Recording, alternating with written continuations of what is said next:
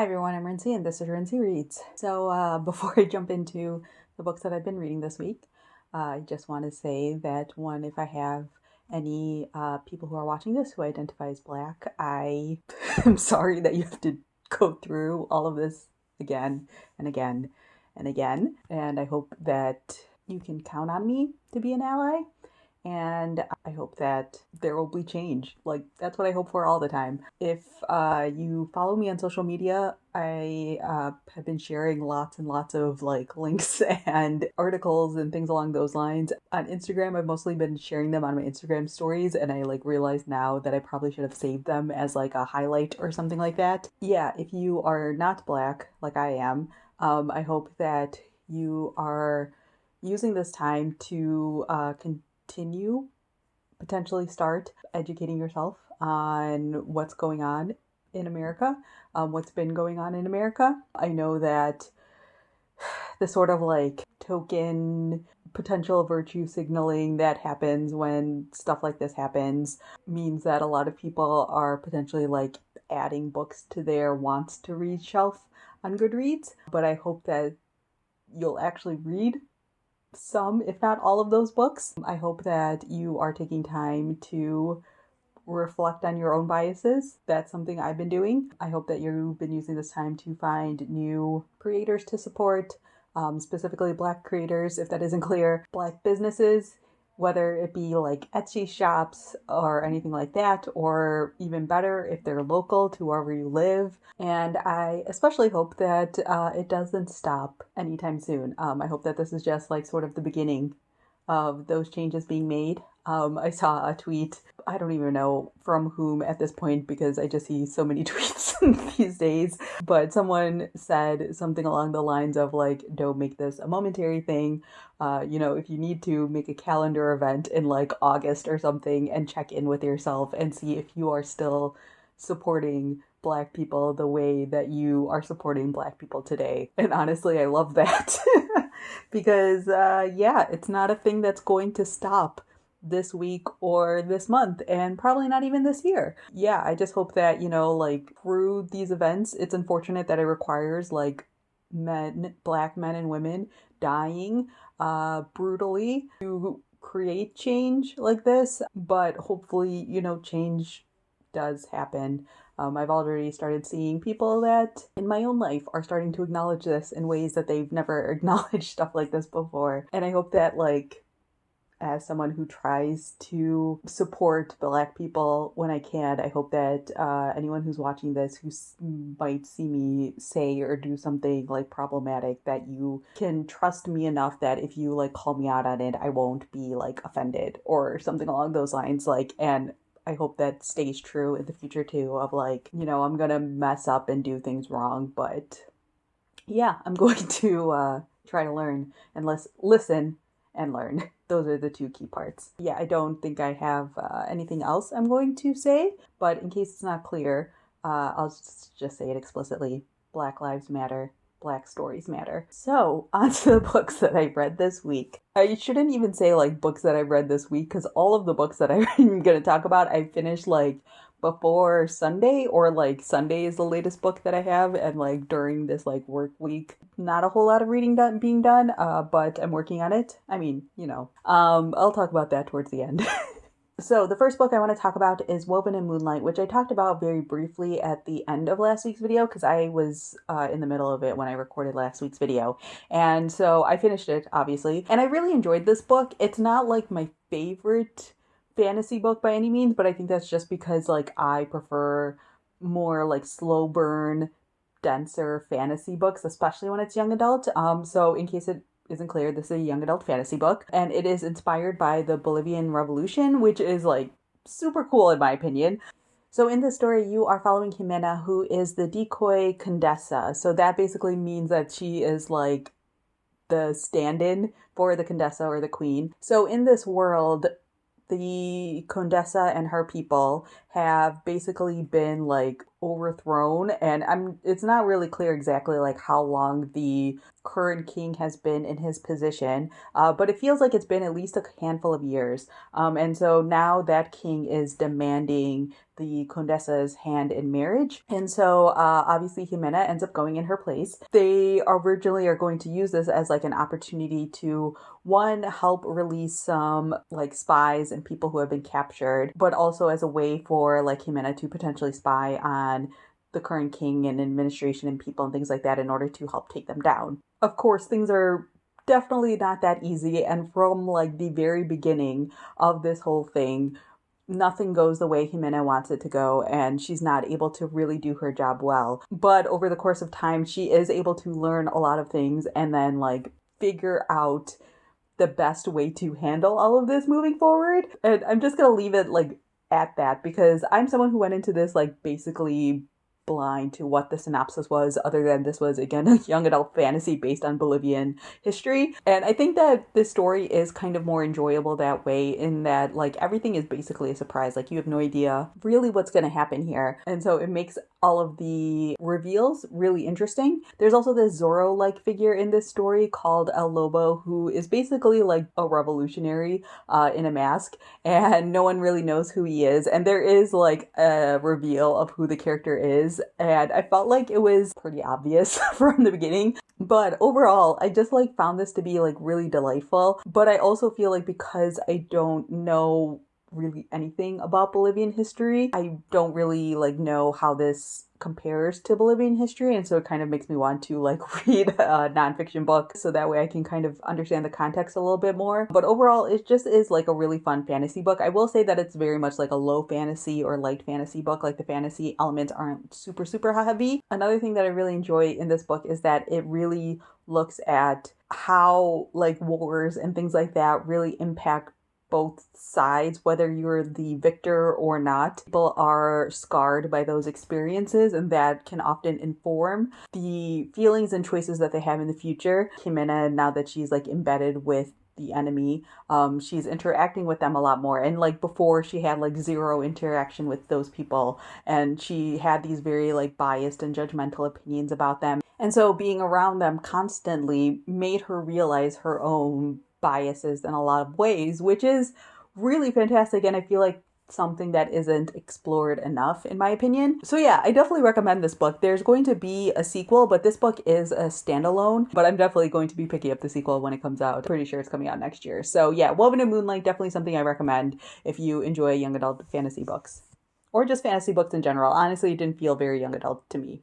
Next, I listened to the audiobook of An Elderly Lady is Up to No Good, and this is by Helene Thurston. This is kind of a mystery book, but not traditionally, and it's a collection of short stories. So for this week's episode of Read or Dead, which is the mystery thriller podcast that I co-host for Book Riot, we did an episode on mystery short story collections, and so this is the one that I picked up.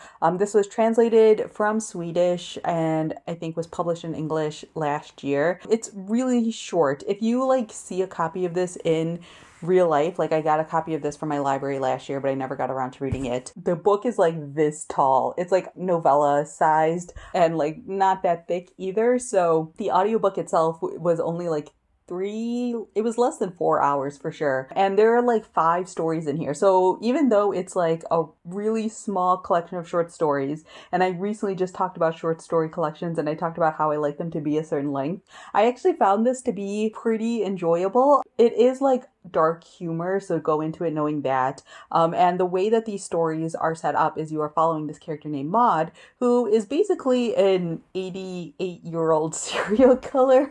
So Helene Thurston has said that like while writing this book, she was inspired because she basically came up with that premise of like what would it be like if a serial killer was this like 88-year-old woman, and how like, you know, no one would suspect her because she's like this old lady, and etc etc. So this book kind of like explores different areas of Maud, who is the character's name's life. And so like the first couple ones I feel like are not intense, but it's like weird because you're like, oh, I'm like listening to this person murder people.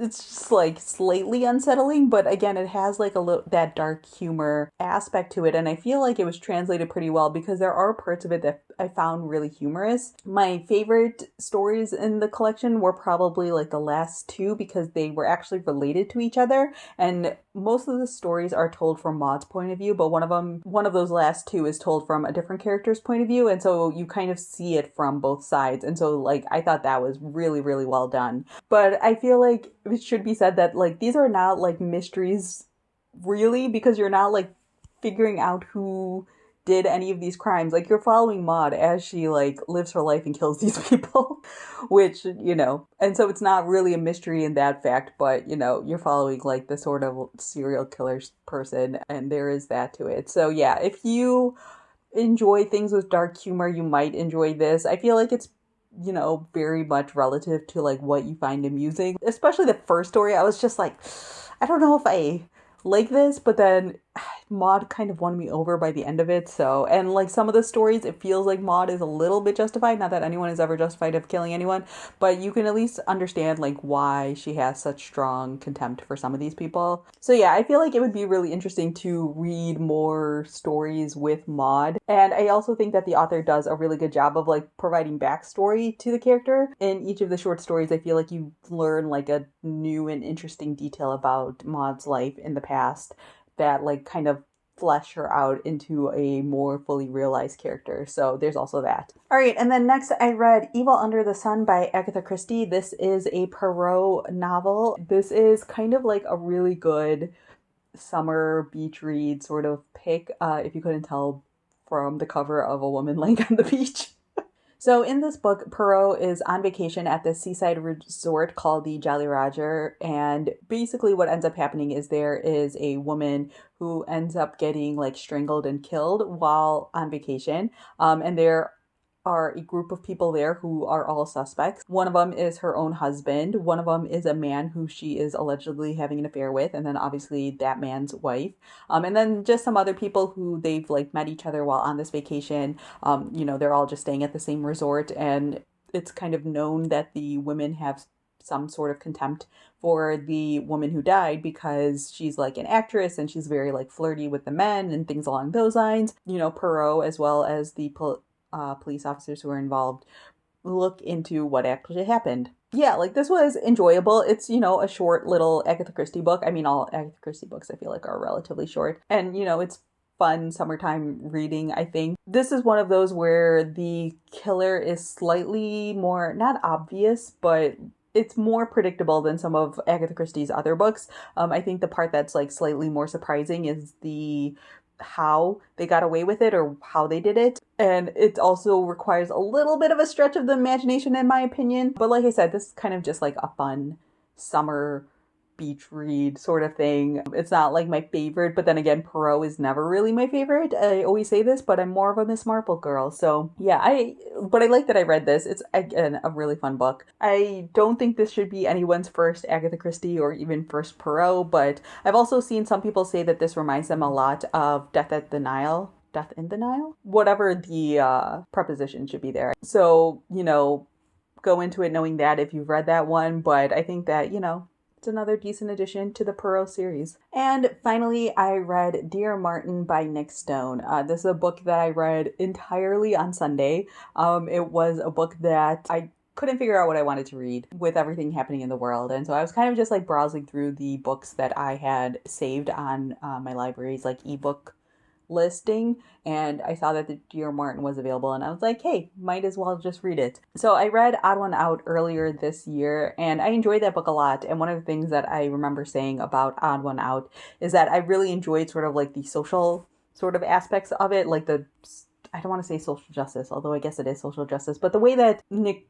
Stone handles like talking about the realities of being a Black person in this world. And so I had a feeling that I would really enjoy Dear Martin because I know it deals with those issues, and it does, and I did really enjoy it. So if you aren't aware, Dear Martin follows this character named Justice, who is a young Black boy. The story starts off with him like going to check on his like ex-girlfriend who he knows is like been drinking, and he doesn't want her driving home and stuff like that. And so he like walks over to where he knows she is to try to like drive her home himself. And while he's dealing with all of that, the cops see him and think he's a suspicious person and basically like pin him to the car. And luckily, nothing too traumatic happens to him in this incident, but it does like affect him, obviously. And so he decides that he's going to do this experiment where he journals and like writes letters as if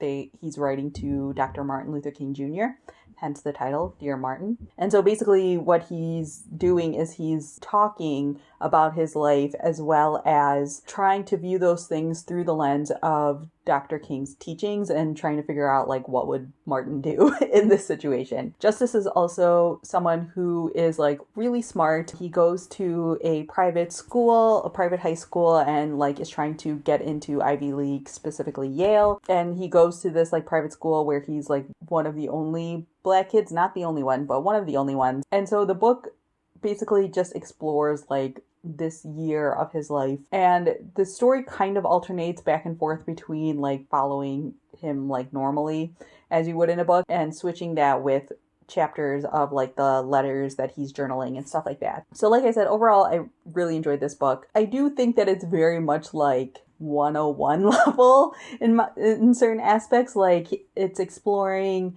the microaggressions that Black people face when they like are in these spaces like private schools where there aren't a lot of minorities, and people who think of themselves as being allies aren't actually allies because they still say and do really racist things, and sort of that uncomfortableness of like, should I call them out? Should I not? And them, if you call them out, being like, why are you making such a big deal out of this, etc., etc. Justice also has a friend named Manny who is also Black, and like they sort of deal with things differently. Justice grew up in a poorer neighborhood, and Manny's parents are extremely wealthy. So Manny has basically grown up with all the kids who are in his class for a long time, while Justice is new there for the high school years. So they kind of like have different experiences and different ways that they react and don't react to things, which I found to be like really interesting. And I feel like the characters of Justice and Manny are like the best parts of this book because I love them as characters. I love sort of the